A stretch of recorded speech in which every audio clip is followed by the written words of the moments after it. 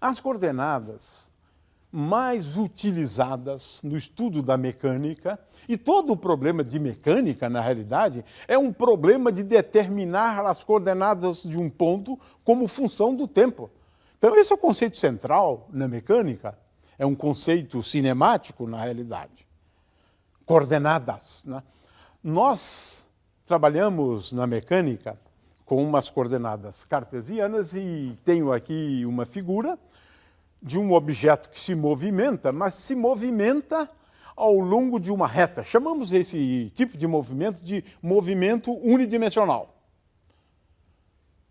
Como é que nós podemos determinar, né, a posição de um objeto ao longo de uma reta? A ideia é bastante simples. O que nós fazemos é, temos aqui uma reta. Agora, nós devemos escolher um ponto de origem. Um ponto de origem.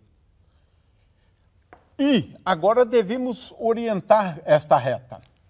De tal maneira que os pontos que estiverem à direita, seguindo esta orientação, vão receber um sinal positivo. E os pontos que estiverem à esquerda da origem, no sentido contrário ao da orientação escolhida, porque é uma questão de escolha, então as coordenadas destes pontos aqui receberão um sinal negativo na frente. E agora, para a gente especificar a coordenada x, nós dizemos que x é igual a mais d, quem é d?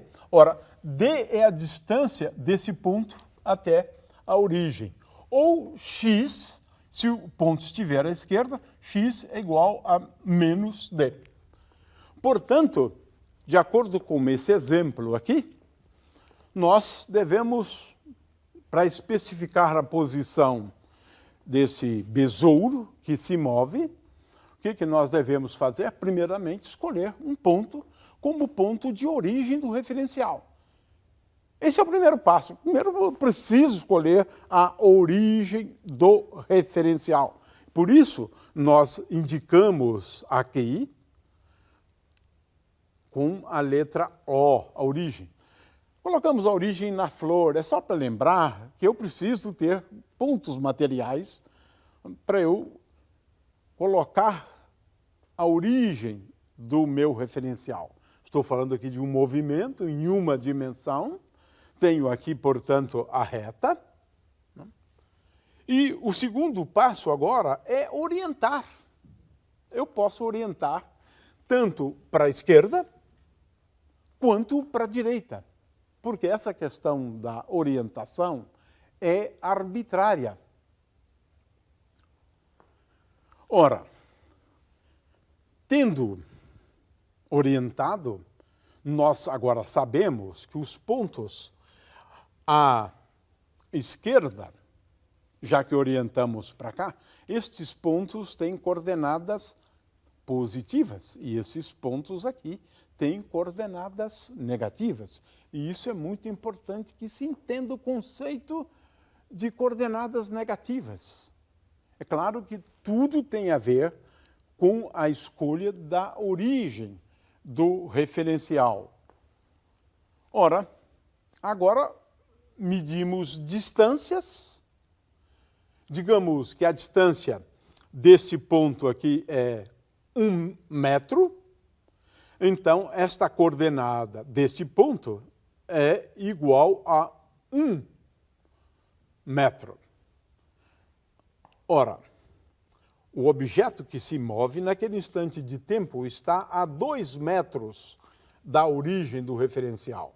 Mas veja que orientamos o referencial para a esquerda, portanto, a coordenada x é igual a menos 2 metros. É claro que poderíamos ter adotado um outro ponto de origem. As coordenadas de cada ponto ao longo da reta mudam. à medida que eu faço uma mudança em relação à escolha das coordenadas.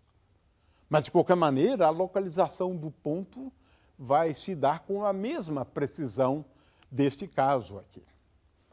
Ora, vamos agora à situação de um ponto localizado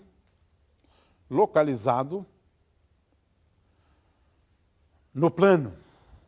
Esse caso, fazemos questão de explicar. Eu tenho aqui um plano que coincide com o plano da lousa e eu posso escolher qualquer ponto como origem do meu referencial. E agora fazemos passar por esse ponto, que é a origem do referencial, duas retas. Esse eixo chamamos de Y e esse eixo aqui nós chamamos de X. Tal qual nós temos aqui nessa figura. Temos aqui um piso, o canto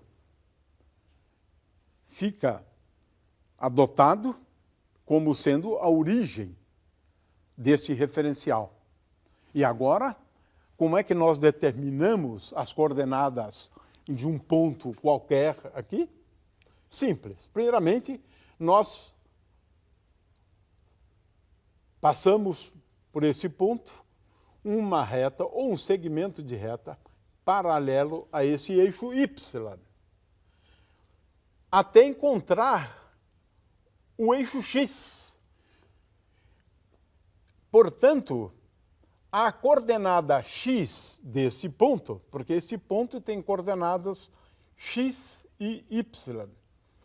A coordenada X desse ponto é exatamente a coordenada deste ponto